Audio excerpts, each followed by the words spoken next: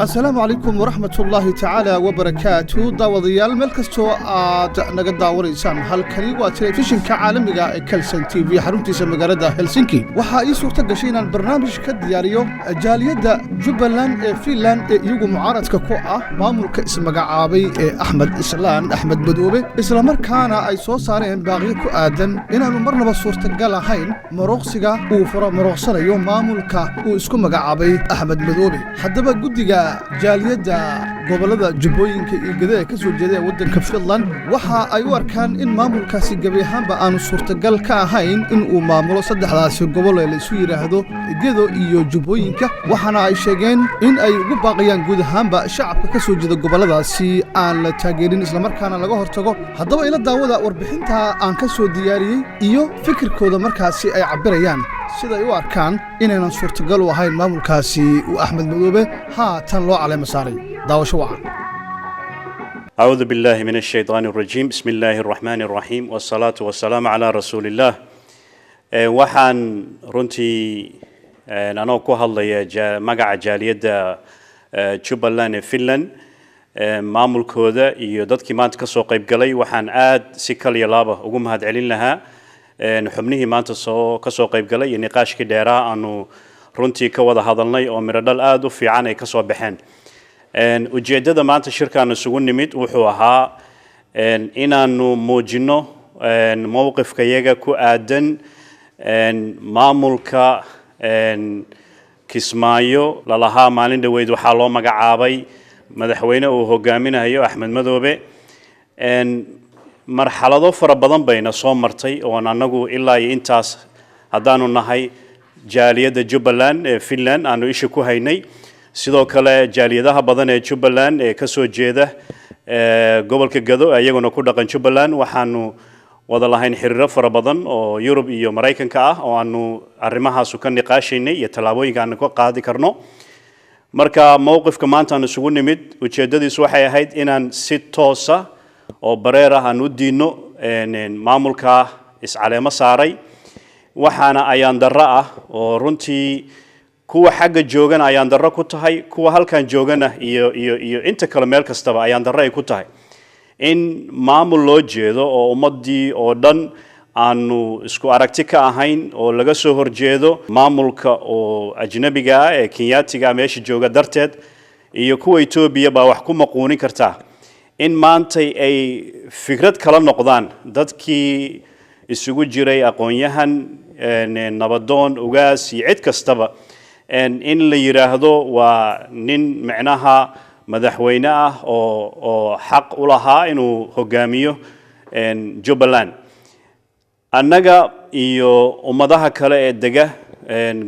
gobolada Jubbaland in badan baan shucuurteena muujinay sidaan uga soo horjeedno mar kastana cidna dhageysanaysa ma lahayn laakiin aanu shucuurteena muujino waxaanu ku muujinaynay oo isku aragti ka nahay dhammaan ummadaha dega Jubbaland waxaanu isku aragti ka ahayn in marnaba cadaalad darrada meesha ka socota ugaarsiga meesha ka socda boobka hantiyeed ee meesha ka socda in dhammaanteen ummadaha kale kuwa hadda haya maamulka haya mooye ummadaheena kale oo dhan meesha degan inaanu isku aragti ka nahay kana soo horjeedno runtiina aanu dhaleecaynayno waxa xaqiiqa taariikh walba way qorantaa taariikhda maanta socota si foolxun bay u qorantay nin kasta oo markaa ummadda degta matalaya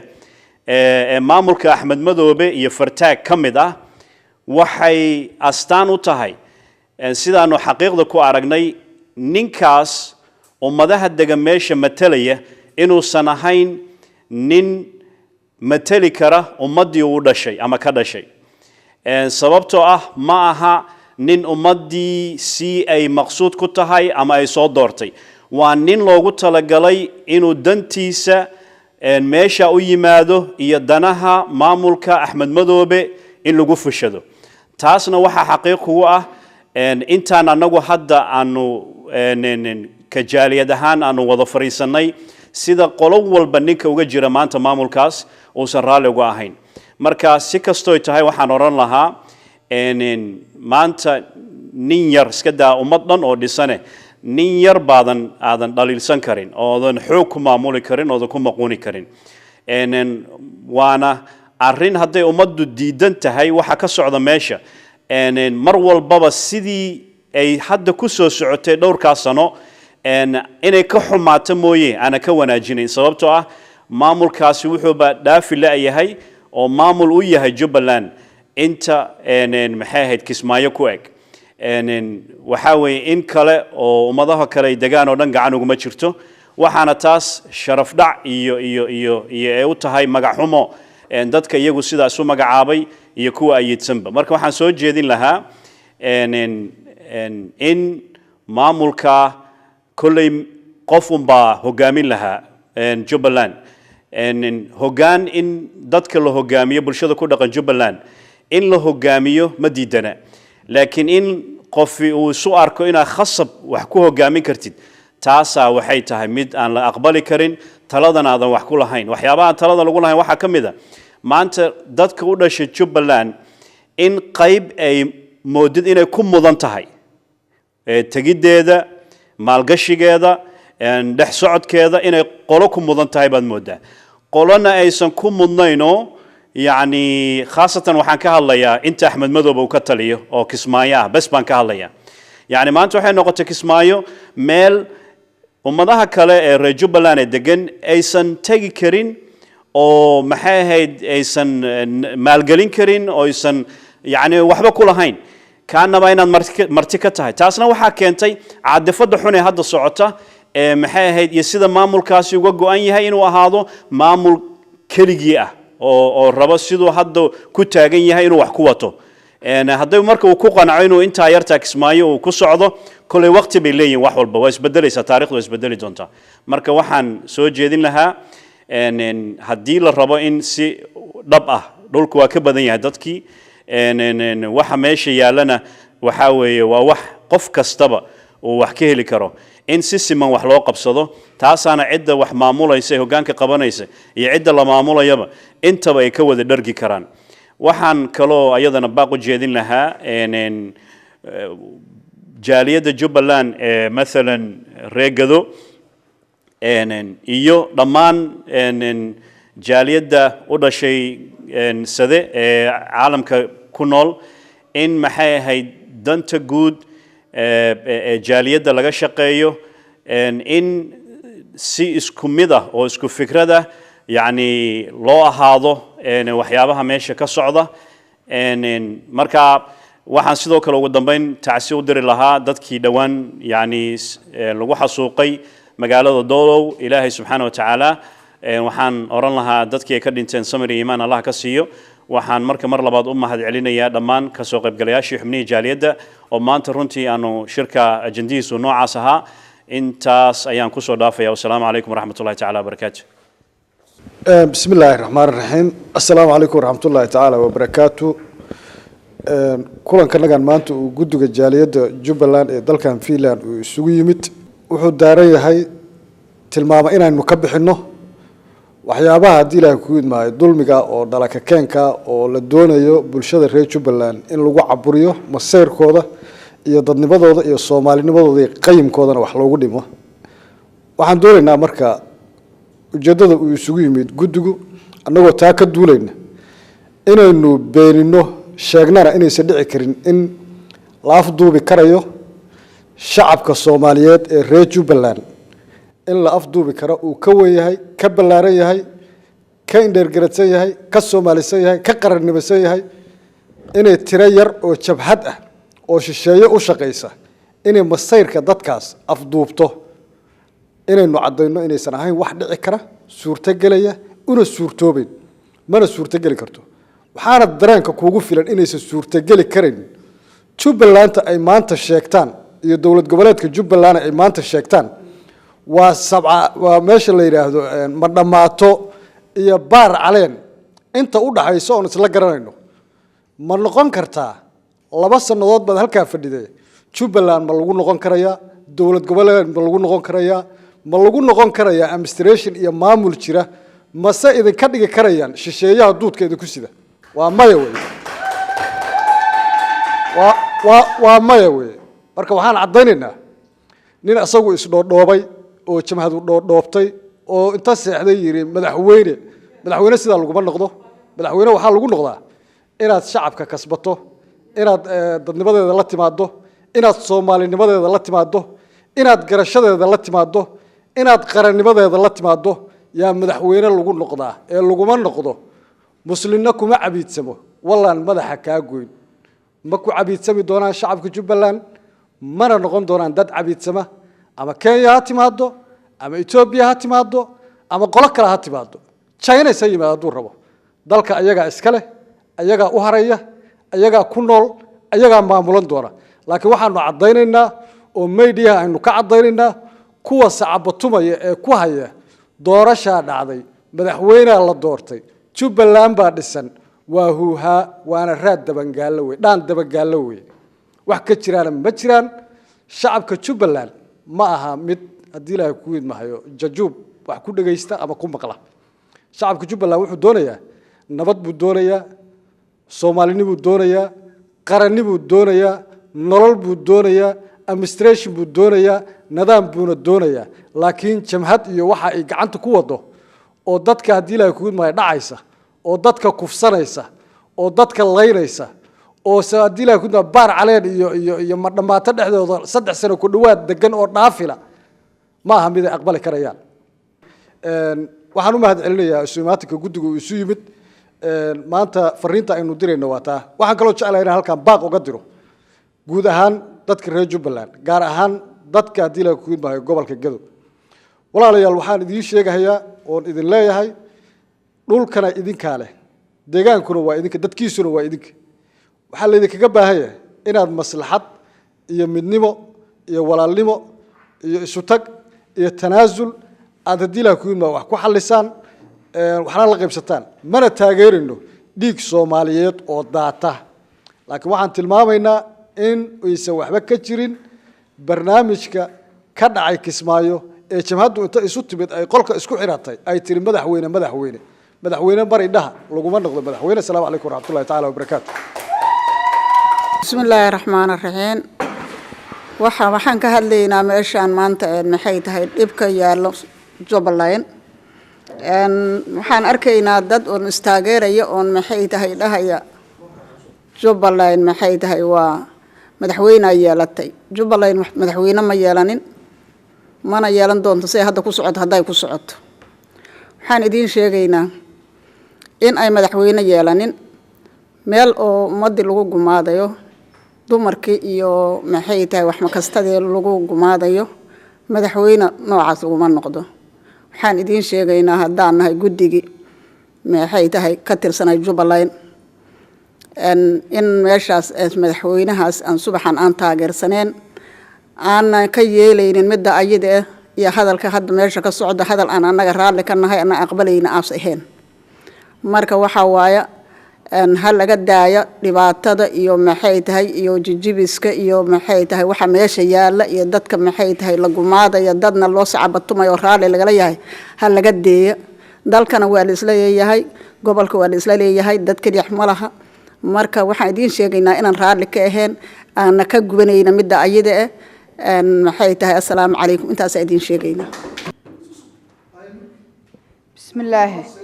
bismillah anaga ma taageersani madaxweynaha Kismaayo lagu doortay dadkeenu xasuuqaa dadkeenu baabi'iyaa dadkii u dhashay magaalada ayuu ka tarxiilaa dadkay dhameeyeen marka ma aan taageersanin waana ka soo horjeednaa assalaamu calaykum bismillaahi raxmaani raxiim anoo ku hadlaya haweenka Soomaaliyeed ee Jubbaland ahna hooyooyinka ama dadka deegaanka ah oo reer Jubbaland waxaan cambaareynaa ama ka soo horjeednaa madaxweynaha ama maamulka ka jira Kismaayo oo dadka daacad u wada ahayn Soomaaliyeed marka sida la aligeed iscaburin iyo isbaabiin midna dawlad kuma dhalato waxaan ka rajaynaynaa ummadda Soomaaliyeed oo reer Jubbaland dhamaantood inay u fiirsadaan dadka xuquuqdooda lagu xadgudbahayo iyo dadka deegaankooda wada leh saasina dawladnimo laguma noqdo waana ka soo horjeednaa waana cambaareynaa bismillaahi raxmaani raxiim waxaan halkan fariin uga dirayaa bahda sade la shaqeysa maamulka Axmed Madoobe ee u jeeda maatadoodii iyo bulshadoodii in la xasuuqayo ka dhiidhinaynin dhibaatada lagu hayo dadkooda wayna dhibaysaa mana u adkaysan karno in maalin walba ummadeena la xasuuqo in lagu xasuuqo Jubbaland anagoo u dhalanay maanta bahdii Jubbaland ahnahay wayna dhibaysaa waxaan cambaareynayaa maamulka Jubbaland madaxweynaha Jubbaland doortay Jubbaland ma aqoonsanin ma noo aha madaxweyne mana u dulqaadan karno dhibaatada uu dadkeena ku hayo waxaan codsanaynaa in la ka daayo dhibaatada haddaanu nahay bahda Jubbaland oo sidee bismillaahi raxmaani raxiim waxaan halkaan fariin uga dirahayaa dadka u dhashay Jubbaland dhammaantood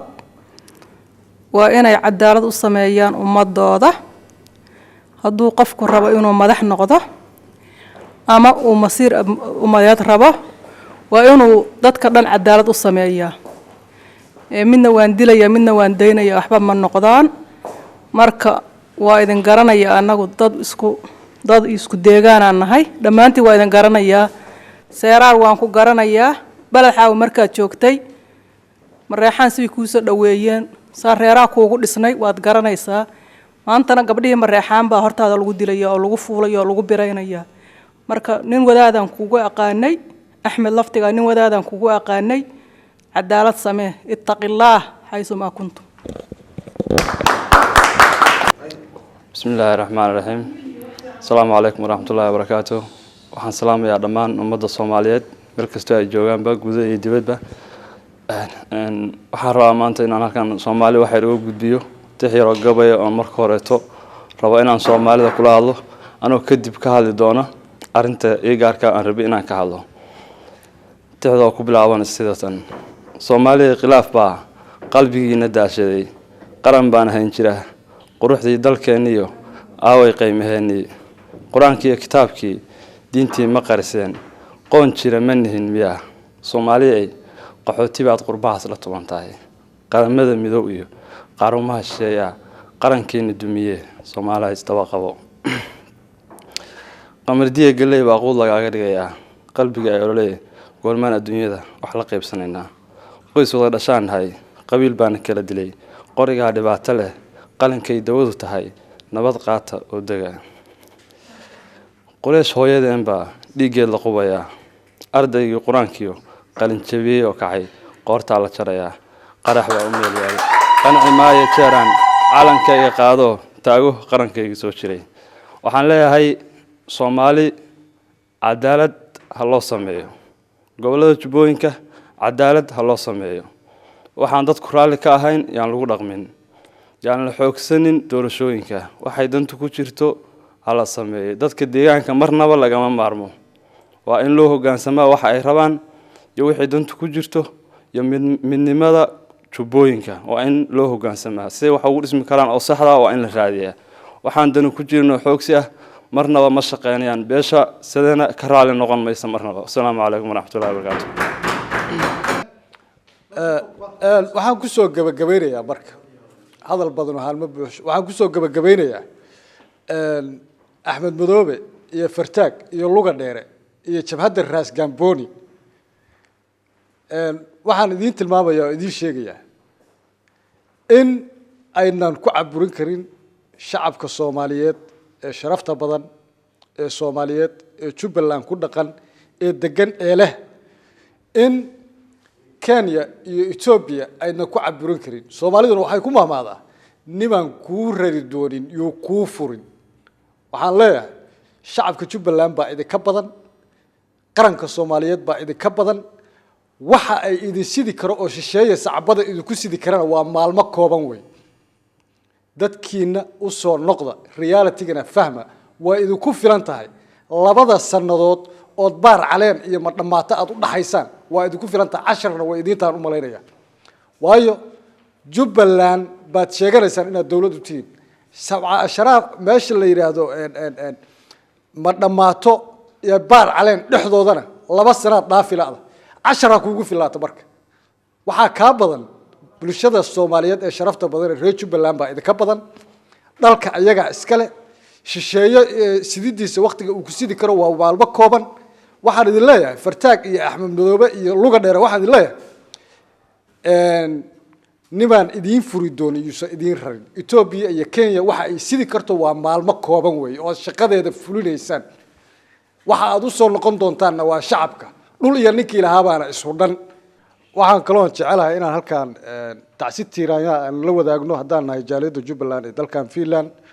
walaalahanagii haddii Ilaahay ku idmaayo sida bareerka oo bilaan naxariista oo damiirka iyo islaamnimada ka fog ay waxa suuqeen nimanka wax magaratada ah doolow fadhiya sida wax magaratada ay ula dhaqmeen